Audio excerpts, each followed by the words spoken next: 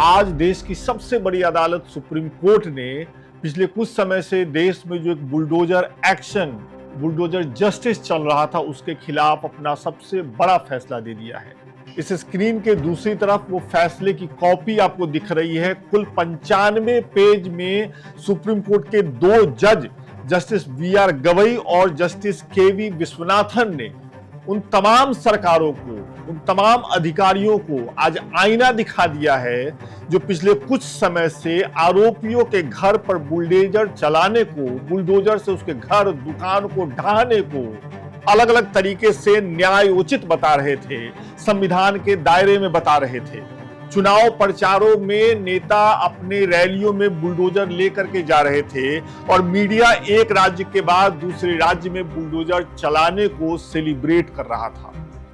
आज supreme court ने अपने इस फैसले से इन तमाम हरकतों पर रोक लगा दिया है और बहुत ही सख्त लहजे में देश के सभी अधिकारियों को, देश की कार्यपालिका को यह कह दिया है कि अगर अब किसी भी आरोपी के घर पर, उसकी दुकान पर बुलडोजर चला, मनमाने ढंग से बुलडोजर का एक्शन हुआ, तो अधिकारियों पर कोर्ट की आज्ञा के अवमानना का मामला चलेगा। और अगर कहीं घर, दुकान ढहा गया तो उसको दोबारा से बनाने के लिए जो पैसे की जरूरत पड़ेगी वो अधिकारियों की सैलरी से काटा जाएगा। अपने फैसले में सुप्रीम कोर्ट के दो जजों ने, बी.आर. गवई और जस्टिस के.वी. विश्वनाथन ने एक दिशा निर्देश दिया है। क्या है वो दिशा निर्देश? किस आधार पे बुलडोजर चलेगा और नहीं चलेगा, इसको लेकर के कोर्ट ने जो कहा है वो हम आपको आज इस वीडियो में विस्तार से बताते हैं। इस फैसले की कॉपी देश के हर नागरिक को प्रिंट आउट करा करके अपने पास रख लेना चाहिए। पता नहीं कब किसके घर अधिकारी बुलडोजर लेकर के पहुंच जाए। पिछले दिनों जैसा कुछ हुआ, उसके बाद कोर्ट ने सबसे पहले कहा है कि कोई भी आरोपी, किसी भी मामले में कोई व्यक्ति अगर आरोपी है, इसका मतलब ये नहीं है कि उसके घर को ढा दिया जाए। आरोपी अगर कोई है तो तय नियम के मुताबिक उस पर मामला चलेगा और जस्टिस करने का अधिकार न्यायपालिका का है। न्याय करने का अधिकार न्यायपालिका का है। कार्यपालिका अपने दम पर न्याय नहीं कर सकता है और यह बहुत पुराना नियम है। कोर्ट ही तय करता है कि कोई आरोपी दोषी है या नहीं। कोर्ट ने यह भी कहा है कि अगर कोई आरोपी है, बाद में दोषी हो गया, तो दोषी होने के बाद भी उसे सजा जो है वो कानून के अंतर्गत ही दी जाएगी। और कहीं भी कानून में किसी एक व्यक्ति के आरोपी होने की वजह से उसके घर को ढहाने की व्यवस्था नहीं है। और ऐसा इसलिए नहीं है कि कोई एक व्यक्ति आरोपी हो सकता है लेकिन उस घर में उसका पूरा परिवार रहता है, बच्चे रहते हैं, महिलाएं रहती हैं, बुजुर्ग रहते हैं। अगर किसी का दुकान है तो उससे पूरा परिवार चलता है, सबका पालन पोषण होता है।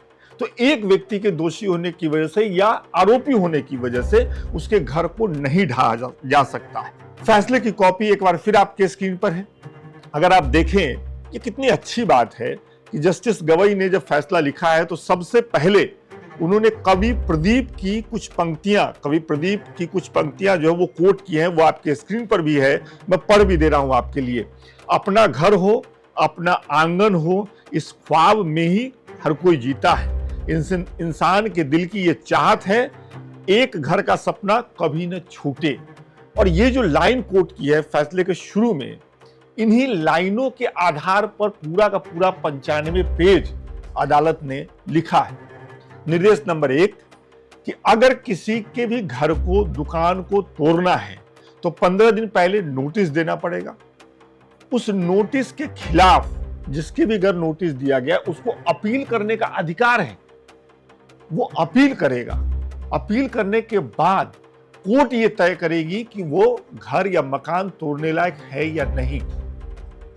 दूसरी बात जो अदालत ने कही है वो ये, जैसा मैंने पहले ही कहा कि कोई भी आरोपी है किसी मामले में, इसका मतलब ये नहीं कि उसका घर ढा दिया जाएगा। तीसरी बात कोर्ट ने ये कहा है कि कुछ लोग ये कह सकते हैं कि फिर तो कोई कहीं भी अतिक्रमण कर लेगा और उसका घर नहीं तोड़ा जाएगा।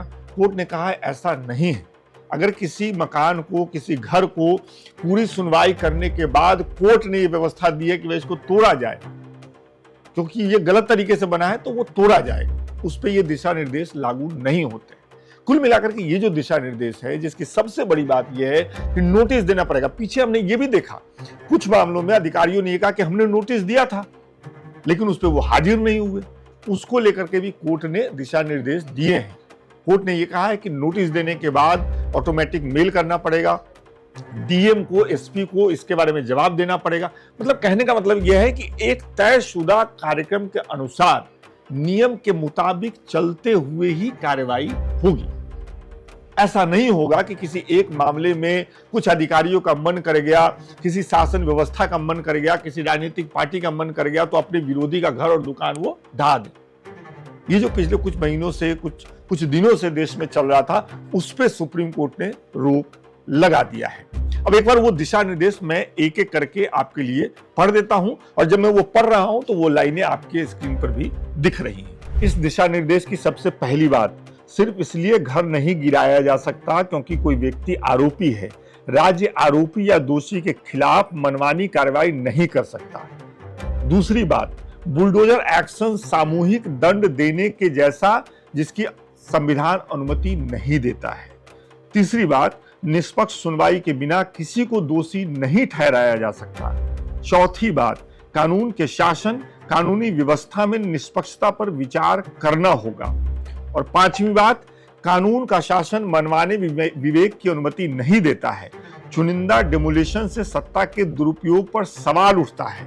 आरोपी और यहां तक कि दोषी को भी आधिकारिक कानून में सुरक्षा दी गई है। कानून के शासन को खत्म नहीं होने दिया जा सकता है। संवैधानिक लोकतंत्र में नागरिक अधिकारों और आजादी की सुरक्षा जरूरी है। अगर कार्यपालिका मनमाने तरीके से किसी नागरिक के घर को इस आधार पर ध्वस्त करती है कि उस पर किसी अपराध का आरोप है, तो यह संविधान में कानून का उल्लंघन है। नौवीं बात, अधिकारियों को इस तरह के मनमाने तरीके से काम करने के लिए जिम्मेदार ठहराया जाना चाहिए। अधिकारियों को सत्ता का दुरुपयोग करने पर बख्शा नहीं जा सकता है। स्थानीय कानूनों का उल्लंघन करने वालों को घर गिराने पर विचार करते वक्त यह देखना चाहिए कि न्यायपालिका कानून में क्या अनुमति है। अनधिकृत निर्माण समझौता योग्य हो सकता है या घर का केवल कुछ हिस्सा गिराया जा सकता है, मतलब पूरा घर गिराने की जरूरत नहीं है। अधिकारियों को यह देखना होगा कि संरचना अवैध है और अपराध को कम करने या केवल एक हिस्से को ध्वस्त करने की कोई संभावना नहीं है। नोटिस में बुलडोजर चलाने का कारण, सुनवाई की तारीख बताना जरूरी होगा। डिजिटल पोर्टल 3 महीने में बन जाना चाहिए जिसमें नोटिस की जानकारी, संरचना के पास सार्वजनिक स्थान पर नोटिस प्रदर्शित करने की तारीख बताई गई है। व्यक्तिगत सुनवाई की तारीख जरूर दी जानी चाहिए। आदेश में यह जरूर नोट किया जाना चाहिए कि बुलडोजर एक्शन की जरूरत क्यों है। केवल तभी इमारत गिराई जा सकती है जब अनाधिकृत संरचना सार्वजनिक सड़क, रेलवे ट्रैक, जल निकाय पर हो। इसके साथ ही प्रक्रिया का पालन करने के बाद ही इमारत गिराई जा सकती है। केवल वे संरचनाएं ध्वस्त की जाएंगी जो अनाधिकृत पाई जाएंगी और जिनका निपटान नहीं हो सकेगा। अनाधिकृत संरचनाओं को गिराते वक्त विस्तृत स्पॉट रिपोर्ट तैयार की जाएगी। पुलिस और अधिकारियों की मौजूदगी में तोड़-फोड़ के वीडियो रिकॉर्डिंग की जाएगी। यह रिपोर्ट पोर्टल पर पब्लिश की जाएगी। अगर घर गिराने का आदेश पारित किया जाता है तो इस आदेश के खिलाफ अपील करने के लिए वक्त दिया जाना चाहिए। बिना अपील के रात भर में किसी का घर गिरा करके महिलाओं और बच्चों को सड़क पर नहीं भेज दिया जा सकता। घर के मालिक को रजिस्टर्ड डाक द्वारा नोटिस भेजा जाएगा। संरचना के बाहर चिपकाया जाएगा नोटिस से 15 दिनों का वक्त नोटिस के तामील के लिए दिया जाएगा, मतलब नोटिस को पूरा करने के लिए दिया जाएगा। तामील होने के बाद कलेक्टर और जिला मजिस्ट्रेट द्वारा सूचना दी जाएगी। कलेक्टर और डीएम नगरपालिका भवनों के ध्वस्तीकरण आदि के प्रभारी नोडल अधिकारी नियुक्त करेंगे। प्राधिकरण व्यक्तिगत सुनवाई करेगा, रिकॉर्ड किया जाएगा, उसके बाद अंतिम आदेश पारित किया जाएगा। आदेश के 15 दिनों के अंदर मालिक को अनाधिकृत संरचना को ध्वस्त करने या हटाने का मौका दिया जाएगा। सभी निर्देशों का पालन किया जाना चाहिए और इन निर्देशों का पालन न करने पर अवमानना और अभियोजन की कार्रवाई की जाएगी। अधिकारियों को मुआवजे के साथ धन संपत्ति को अपनी लागत पर वापस करने के लिए उत्तरदायी ठहराया जाएगा। मतलब अगर दिशा निर्देश का पालन नहीं हुआ, कोई मकान दुकान गिराई गई, तो अधिकारियों से वो पैसा वसूला जाएगा और आखिर में कोर्ट ने कहा है कि ये जो आदेश हमारा है ये सभी मुख्य सचिवों को भेज दीजिए। इस आदेश की कॉपी सभी राज्यों के मुख्य सचिवों को भेज दिया जाए ताकि वो इसको अच्छे से पढ़ ले, 2-3 बार पढ़ ले, ताकि आने वाले दिनों में किसी के भी घर और दुकान के बाहर तुरंत आनन फानन में बुलडोजर लेकर के वो न पहुंचे, उनके अधिकारी न पहुंचे। अगर ऐसा होता है तो कोर्ट अवमानना की कार्रवाई करेगा और अधिकारियों से उस घर दुकान को तोड़े जाने का जो हर्जाना है वो असूला जाएगा। आज की तारीख में सुप्रीम कोर्ट का ये सबसे महत्वपूर्ण फैसला है। जैसा मैंने बीच में कहा, इस फैसले की एक कॉपी प्रिंट करवा करके सब लोग अपने घर और दुकान में रख लीजिए, ताकि अगली बार अगर ऐसा कोई एक्शन हो तो आप अधिकारियों को ये कॉपी दिखा सकें। बहुत बहुत शुक्रिया।